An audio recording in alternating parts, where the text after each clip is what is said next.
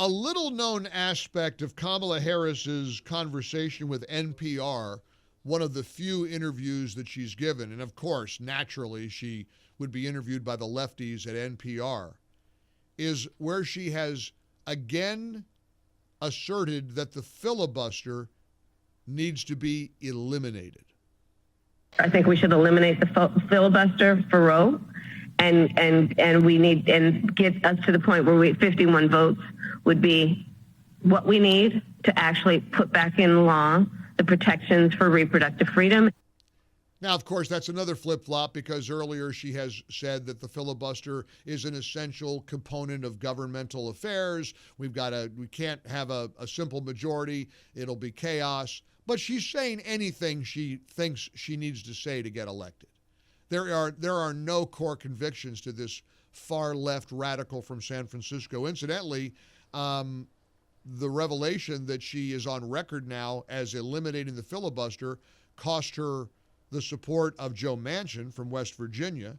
Here's CNN reporting on Manchin blasting Kamala's filibuster comment and says he will no longer endorse her. Senator Joe Manchin, who had long been, of course, a moderate Democrat from West Virginia, recently became an independent, but someone who still caucuses with Democrats and had been signaling just a couple of weeks ago, told me that he was getting ready, getting closer to endorse Kamala Harris as he heard a lot of her proposals going forward. But now that she has said that she would gut the Senate's filibuster rules in order to pass a measure to preserve abortion rights, Manchin tells us this morning that he will not endorse Harris for president. He is one of the staunchest supporters of the filibuster in the Senate. Manchin argues that it is essential to forcing bipartisan consensus and compromise in the Senate. He is in the minority of Democrats in particular who are pushing to gut this altogether because it would lower the threshold for advancing legislation from 60 votes to 51 if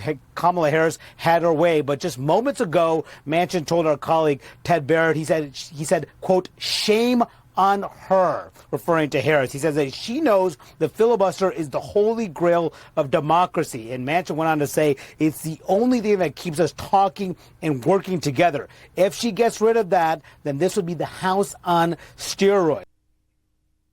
Yeah, it'd be the House on steroids, all right. And what dummies who think that getting rid of the filibuster on behalf of Roe v. Wade would also open up the door for. You don't want a national ban on abortion? You want a federal ban on abortion? What do you think getting rid of the filibuster would do if Republicans only needed a simple majority? And for the record, I am not a believer in a national ban on abortion, nor is Donald Trump. The states need to decide.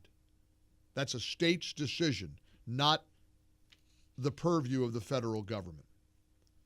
But make no mistake, we're dealing with somebody who is an absolute far-left radical from San Francisco. I saw a montage on social media last night, just a collection. All you need to do is compile the things that this woman has said over the years. Here's this montage. I said, tell me what's going on with your peers. Climate, mental health. People who are convicted in prison, like the Boston Marathon bomber, on death row, people who are convicted of sexual assault, they should be able to vote? I think we should have that conversation. There's no question I'm in favor of banning fracking. I am committed to passing a Green New Deal, creating clean jobs, and finally putting an end to fracking once and for all. I am in favor of saying that we're not going to treat people who are undocumented and cross the border as criminals. We've been to the border. You haven't been to the border. And I haven't been to Europe. I've always supported Medicare for all, and I give credit to Bernie Sanders for starting a very important discussion. Yeah, I am a radical. We have to have a buyback program, and I support a mandatory buyback program. How mandatory is your gun buyback program? It's mandatory. Just because you legally possess a gun in the sanctity of your locked home doesn't mean that we're not going to walk into that home and check to see if you're being responsible. And it's actually wrong and backward to think that more police officers will create more safety. And that's the America I believe in. Yeah, take her at her word. That is the America that she believes in. This woman is a lunatic. when you're more radical than Bernie Sanders, you are in the stratosphere of lunacy. And now she's running from all of that. She's going to go to the border later this week, or she's weighing it. You know what that means? She's weighing whether or not she should go to the border. She's pondering. Maybe she's unburdened by what has been. My gosh. Here's a good example of who she is. A judge in Indiana just granted or awarded an inmate who's transgendered the right. This is a guy who killed his 11-month-old stepdaughter in 2001, strangled the little baby to death. The man believes he's a woman, wants a sex change operation. Indiana has a law saying taxpayers aren't going to fund sex change operations for prisoners. ACLU sued on behalf of the inmate. A federal judge ruled in favor of the inmate and the ACLU. So now the taxpayers are going to pay for a sex change operation for an inmate who's spending years in prison for strangling to death the 11-month-old stepchild.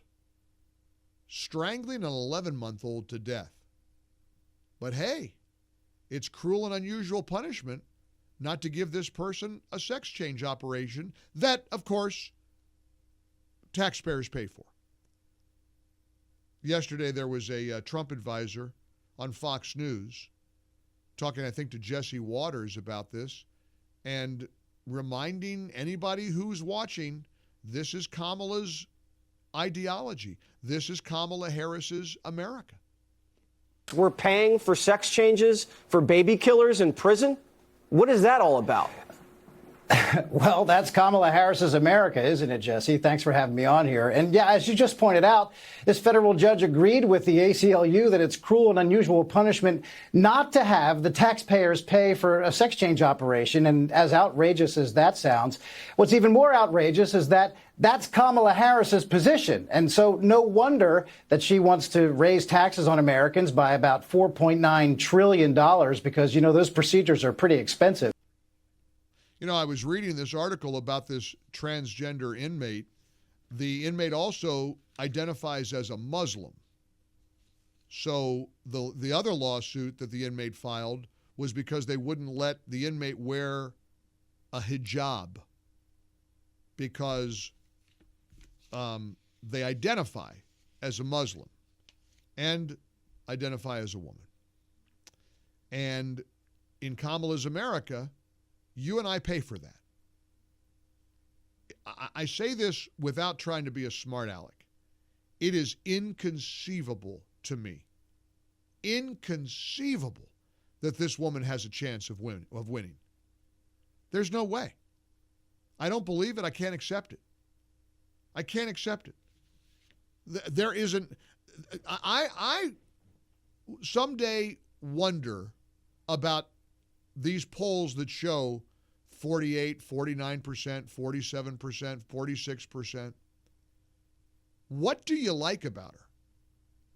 She's arguably the greatest con artist we've ever seen on the political stage. She's lying about every position she's ever held, every position she's ever taken. Some of them she just won't answer. Clearly, she won't answer the tough questions with anybody. She goes to NPR. You know, she goes on an episode of Delicious Dish or The History of the Tsetse Fly on NPR. She's safe there. She ain't going to go one-on-one on Fox News or Newsmax or any interviewer that she wouldn't think is being friendly. There's no way. Look at this headline from Axios. Harris won't say whether she still wants to end the death penalty. She won't say? What do you mean she won't say? For 2 decades, writes Alex Thompson at Axios, Vice President Harris has opposed the death penalty. Now her campaign is declining to say whether she'd fight to end it as president of the United States. Why it matters, which is one of the Axios little phrases. Harris and her team have dodged questions about what she believes on several policy fronts as she's changed some of the liberal positions she's held. Now let's unpack that one line from an Inside the Beltway publication called Axios. Harris and her team have dodged questions about what she believes on several policy fronts as she's changed some of the liberal positions she's held. Boy, that's a mouthful, isn't it? Isn't that funny? Asked whether Harris supports legislation or would sign an executive order to end the death penalty, her campaign did not respond. Now zoom in, says Axios. Again, not a conservative publication. Axios. Harris has a long record of opposing the death penalty. As a presidential candidate in September of 2019, she rolled out a criminal justice reform plan that included ending it. Her campaign website said Kamala believes the death penalty is immoral, discriminatory, ineffective, and a gross misuse of taxpayer dollars. So what changed? Well, I'll tell you what changed. She was thrust into this role of being a presidential candidate because their candidate is senile. And they ousted him.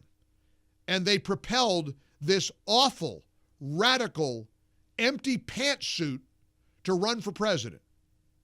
And she can't possibly tell the American people, remind people right now that she's against the death penalty. She won't do that.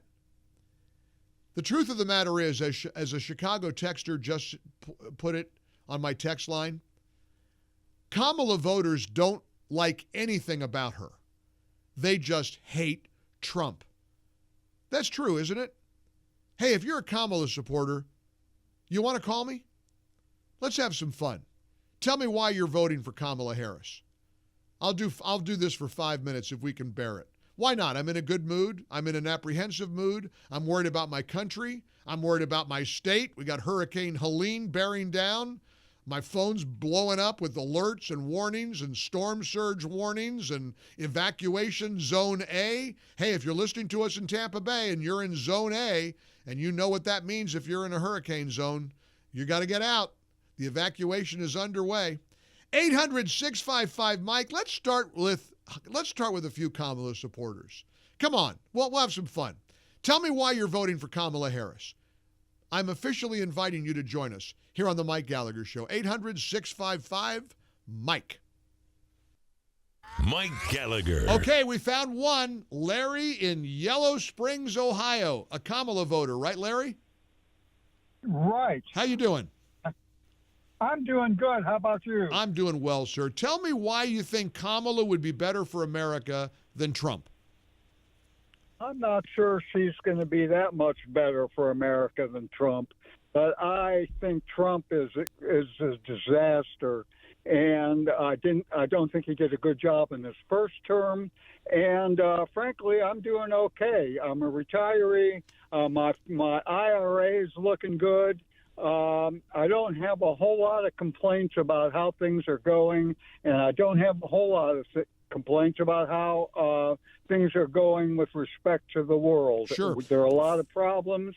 Admittedly. I'm really intrigued by you saying you don't think he did that great a job when he was in office the first time. You didn't notice the historic unemployment, the wage growth, the GDP, the border security, no wars in the world. What do you mean he didn't do that great a job when he was president, Larry? Too much chaos. Chaos. I think he mismanaged the COVID problem. Although I'll give him credit for the extent to which he contributed to these new vaccines. What kind of what's the chaos? Where did the chaos come from? The media or him? It comes from him. Oh, for example, as an example. Well, he can't complete a sentence. Come on, Mike. He can't complete a sentence. Kamala, He's all now over that the- Kamala now, she's a communicator, right, Larry? She's a good communicator. Yeah, she's okay. She's okay. She's not great. So is it She's fair? not- she's So not- is it fair to say that the reason you're going to vote for Kamala there in Yellow Springs, Ohio, and incidentally, Ohio's good. She's going to lose Ohio bad. You're in the minority, thank goodness. But do you honestly do you honestly believe in your heart of hearts at the end of the day that Kamala Harris has the ability to lead this country through all of the things we're facing right now? Isn't it fair to say the reason you're going to support her is you just hate Trump? Is that fair? Yeah. Is that fair? Yeah, I think that's fair to say. Okay. All right. She wouldn't have been my first choice in the primary. Let's put it like that. Well, that's an understatement. All right, sir. I appreciate it. I appreciate the confirmation. He admitted it. And sometimes people like Larry are willing to be on the record. The only reason they're going to vote for a disaster like Kamala Harris is they hate Trump. Believe you me, Trump derangement syndrome is real. The working class, hardworking men, women, belong to the the Teamsters Union.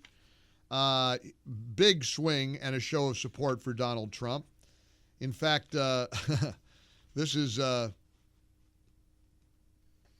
look, Gallup, Newsmax writes about this today. Almost every indicator favors Trump right now in the GOP. As Gallup put it, this is Trump's election to lose. And, a lot of people like Larry, the caller from Yellow Springs, Ohio, you got to understand, and I don't want to beat the guy up. He's not here. I don't want to be mean to him. I don't want to disparage him. He doesn't really care about under Trump's presidency, real wages in America grew by 7.7% on average. Under Biden, they declined 2.1%. Doesn't matter. He doesn't care about historic unemployment. Doesn't matter. He doesn't care about border security. Doesn't matter. He hates the guy's personality. And look, that's what Kamala's counting on. Voters like him who just hate Trump enough that she's the plan B. And I don't even think that callers like Yellow Springs are even looking at what she represents because they just hate Trump so badly. Arkansas just sent a text. People like Larry would rather our republic burn than vote for Donald Trump. It's pathetic how people like him won't look at the big picture. North Carolina, Mike, when one is deranged, as in Trump derangement syndrome, they know not what they do. I think this should be changed to Trump stupidity syndrome, TSS, because Larry plainly knows what he's doing. And finally, probably the most important point of all, Larry's right to select a candidate was usurped by the Democrats, Kamala's party, and he's still dumb enough to support her? Do you realize, and again, not to beat up Larry, but let's just talk about Kamala's supporters in general. They're dumb enough to get played by their own party bosses and support her after knowing she doesn't have one primary vote. Nobody voted for her. They performed a coup and they dragged Biden out of the race, kicking and screaming. And he's such a disgrace. He stood up before the UN yesterday and lied through his dentures and said that was his choice. It wasn't his choice. Nobody thinks it's his choice. They know it wasn't his choice. It was a Julius Caesar, proverbially. It was a coup, an absolute coup.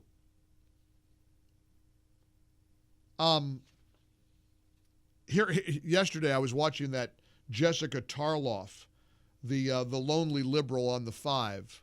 And boy, she's feisty these days. She is fighting hard for Kamala, and she's attacking Trump. And it's so fun to watch the 5 of them, their personal dynamic. You could see Jesse Waters just smiling. He's like a leopard circling his prey when she spouts off. And I listen, I don't want to get into personalities. They like her. She's probably a very nice lady. She's so maddening in her delivery. When she sits there and tries to make points and anybody pushes back, she stops talking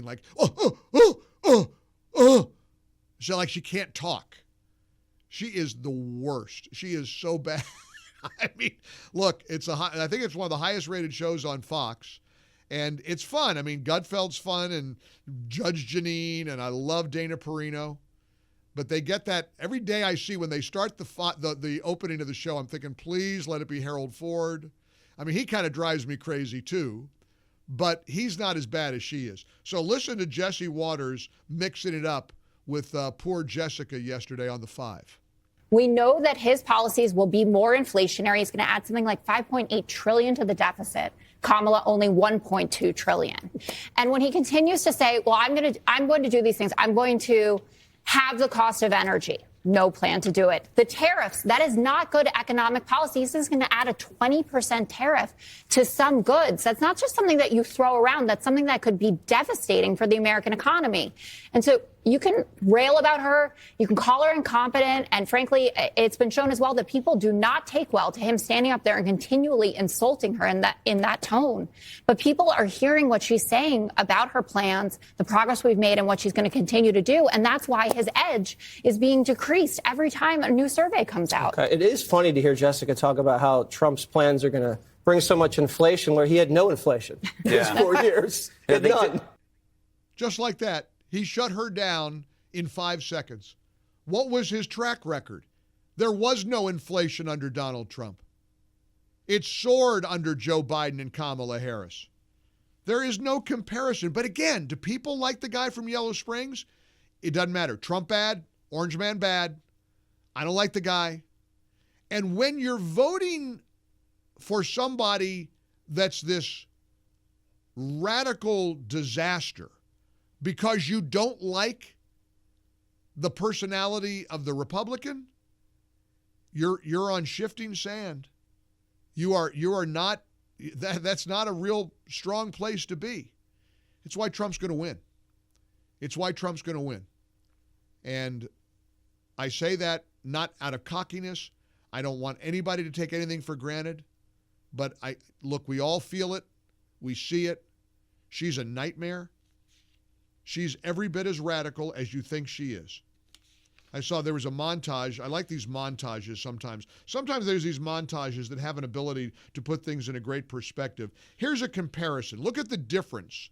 And again, the caller from Yellow Springs doesn't really want to get into what the actual differences are in the economic policies of Donald Trump and Kamala Harris. These are people who, honestly, they don't vote with their pocketbook or their wallets or their head. They vote with their heart. They say, I don't like the guy. Check out this great montage that I saw on TikTok, of all places. We really would love to know what your plan is to help lower the cost of living. Yeah, first of all, thank you both for being here. And yours is a story I hear around the country as I travel. And in terms of both rightly having the right to have aspirations and dreams and ambitions for your family, and working hard and finding that the American dream is, for this generation and so many recently, far more elusive than it's been. And we need to deal with that. How are you going to bring down the cost of food and groceries? Good. Very good. Thank you. So we have to start always with energy. Always. I don't want to be boring about it, but there's no bigger subject. It covers everything. If you make donuts, if you make cars, whatever you make, energy is a big deal. And we're going to get that. It's my ambition to get your energy bill within 12 months down 50%. If I can do that, we've done a hell of a job. 5-0, not 15, 50. Interest Go ahead, rate. Larry. You say something vague about COVID. And incidentally, what did you want him to do with COVID that he didn't do? Nobody ever answers that. Ever.